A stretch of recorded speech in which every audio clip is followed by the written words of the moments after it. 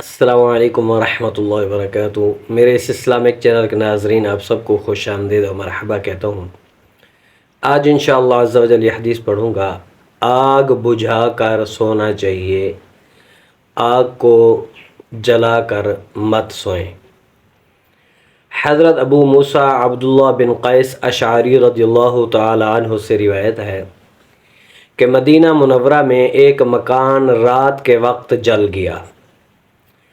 حضور صلی اللہ علیہ وآلہ وسلم کی خدمت میں یہ واقعہ عرض کیا گیا تو آپ صلی اللہ علیہ وآلہ وسلم نے ارشاد فرمایا، آئیے حدیث کے الفاظ سماعت فرمائیں۔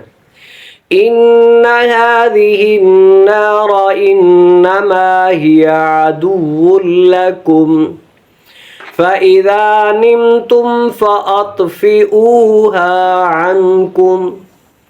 یہ الفاظ صحیح بخاری شریف کے اندر موجود ہیں اور اس کا جو نمبر ہے 6294۔ آئیے اس کا ترجمہ سماعت فرمائیں۔ بلا شبہ یہ آگ تمہاری دشمن ہے، جب سونے کا ارادہ ہو تو اس کے نقصان سے بچنے کے لیے اسے بجھا دیا کرو۔ میرے آقا کے اس فرمان کے مطابق ہمیں چاہیے کہ آگ جلا کر نہیں بلکہ آگ کو بجھا کر سونا چاہیے۔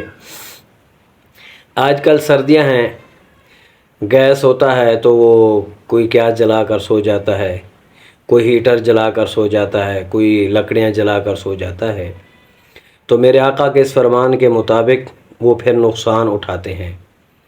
تو اس لیے ہمیں چاہیے کہ ہم جب سوئیں رات کو تو آگ کو بجھا کر سویا کریں، ورنہ یہ چوہا جو ہے یہ آگ کو لے کر کپڑوں میں جا کر یہ رک جاتا ہے، پھر آگ لگ جاتی ہے، کپڑے بھی جل جاتے ہیں، کافی نقصانات ہو جاتے ہیں۔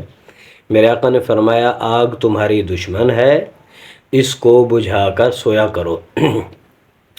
ہماری زندگی سے بہت سے امور آگ سے وابستہ ہیں، بالواسطہ ہم اس سے فائدہ حاصل کرتے ہیں، ان فوائد منافع کے باوجود آگ ہمارے اجسام و اموال کے منافی ہے، اس لیے آگ کو ہمارا دشمن قرار دے کر سونے سے پہلے بجھانے کا حکم دیا گیا ہے۔ سردی کے موسم میں عموماً لوگ ہیٹر جلاتے ہیں۔ ارشاد نبوی کے پیش نظر آگ والا ہیٹر بند کر کے سونا چاہیے، کیونکہ بعد میں نقصان ہوتا ہے۔ تو اس لیے ہمیں چاہیے ہم اس حدیث پر عمل کریں، رات کو سونے سے پہلے آگ کو بجھا کر پھر سو جائیں۔ دعا ہے اللہ تعالی ہم سب کو جہنم کی آگ سے بھی بچائے اور اس آگ سے بھی بچائے، اور اللہ تعالی ہم سب کو سونے سے پہلے آگ بجھا کر سونے کی توفیق عطا فرمائے۔ یہ ویڈیو اچھی لگے ضرور سبسکرائب کریں، شیئر کریں اور لائک کریں، اور میرے آقا کے اس فرمان پر عمل کرتے ہوئے اپنا اور اپنے گھر والوں کا خیال کریں، آگ سے سب کو بچائیں۔